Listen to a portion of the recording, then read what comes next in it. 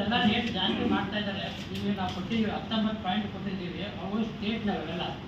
ಅದ್ರ ಜೊತೆಗೆ ಸೆಂಟ್ರಲ್ನವರು toll free ಅದನ್ನು ಜಾಸ್ತಿ ಮಾಡಿ, ರೇಟು ಟ್ಯಾಕ್ಸ್ ಎಲ್ಲ ಜಾಸ್ತಿ ಮಾಡಿದ್ದಾರೆ. ಅದನ್ನೆಲ್ಲ ನೋಡಿದ್ದಾರೆ ನೀವು.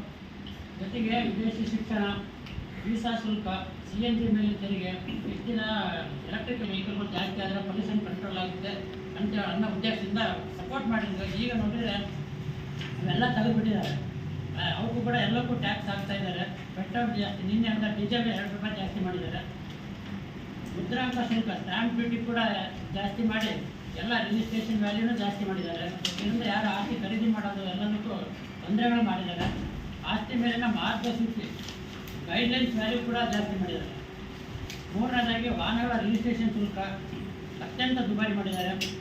ಮೊನ್ನೆಯಿಂದ ನಂದಿನಿ ಹಾಲಿಂದು 1 ಲೀಟ್ರಿಗೆ 4 ರೂಪಾಯಿ ಜಾಸ್ತಿ ಮಾಡಿದ್ದಾರೆ. ಅದು ವಿಶೇಷ ಏನೆಂದರೆ ಅವ್ರು ಹೇಳೋದು ರೈತರಿಗೆ ಅನುಕೂಲ ಆಗಲಿ ಅಂತ ನಾವು ಮಾಡ್ತಾ ಇದ್ದೀವಿ ಅಂತಾರೆ. ಆದರೆ ಇವತ್ತಿನವರೆಗೂ ರೈತರಿಗೆ ಯಾವುದೇ ಒಂದು ಸಬ್ಸಿಡಿ ಅಂತಾಗಲಿ ಹಾಲಿಂದ ದರ ಜಾಸ್ತಿ ಮಾಡಿರೋ ದುಡ್ಡನ್ನಾಗಲಿ ಅವರು ರೈತರಿಗೆ ಕೊಟ್ಟಿಲ್ಲ. ರೈತರು ಹೆಸರು ಹೇಳ್ಕೊಂಡು ಇವರು ಅದು ರೇಟ್ ಜಾಸ್ತಿ ಮಾಡಿದ್ದಾರೆ.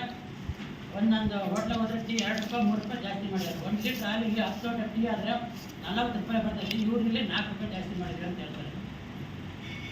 ಇದರಿಂದ ರೈತರಿಗೇನೋ ಅನುಕೂಲ ಆಗಲ್ಲ ಅಂತ ನಾವು ಹೇಳೋಕ್ಕೆ ಇಷ್ಟಪಡ್ತೀವಿ. ಇದು ಹೋಟ್ಲರಿಗೆ, ಟೀ ಹೋಟ್ಲರಿಗೆ ಅನುಕೂಲನೇ ವಿನ ವ್ಯಾಪಾರ ಮಾಡೋರಿಗೆ ಅನುಕೂಲನೇ ವಿನ ರೈತರಿಗಂತೂ ಏನು ಇದರಿಂದ ಅನುಕೂಲ ಆಗಲ್ಲ.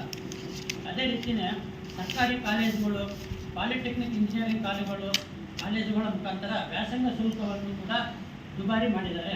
ಇವರು ಕಡಿಮೆ ಮಾಡ್ತೀವಿ, ಬಡ ಮಕ್ಕಳಿಗೆ ಅನುಕೂಲ ಆಗಲಿ, ಮಧ್ಯಮ ವರ್ಗದ ಅನುಕೂಲ ಆಗಲಿ ಅಂತ ಹೇಳಿ ಕಡಿಮೆ ಮಾಡ್ತೀವಿ ಸರ್ಕಾರಿ ಶಾಲೆ ಅಂತಂದರೆ ಇವರು ಇನ್ನೂ ಎಲ್ಲವನ್ನೂ ಜಾಸ್ತಿ ಮಾಡ್ತಾ ಇದ್ದಾರೆ. ಜೊತೆಗೆ ಸರ್ಕಾರಿ ಆಸ್ಪತ್ರೆಗಳಲ್ಲಿ ಚಿಕಿತ್ಸಾ ವೆಚ್ಚನೂ ಕೂಡ ಎಲ್ಲ ಡಬಲ್ ಆಗಿದೆ ಅಂತ ಹೇಳ್ತಾರೆ. ಜೊತೆಗೆ ಮಾಮೂಲಿ ಬೆಲೆ ಕರ್ನಾಟಕ ರಾಜ್ಯಾದ್ಯಂತ ಅಂದಾಜು ಈಗ ಒಂದು 10 ಜೊತೆ ಬಂದಿದೆ.